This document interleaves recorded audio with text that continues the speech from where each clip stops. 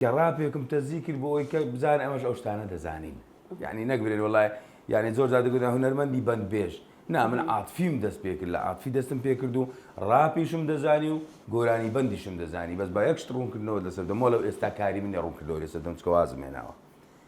بەڵام ئەوەی کە بەندبێژە زۆر زۆر بە قووەتر لە گۆرانی بێژێکی ئەکادمی چێ دەرێوە نییە بابێ بم بم بڵێ بەندبێژی چاک ها نەک بەندبێژەوەی کە دەنووسێ و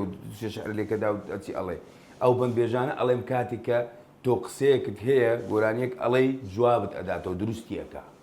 یعنی هەرچی بێ یەکسەر دروستی ئەکاش بەندبێژ دەبی شاعر بی ئەو زەبەند بڵێ نەک بەندی خەڵک بڵێتەوە یان شتێکی بۆ بنووسن بڵێتەوە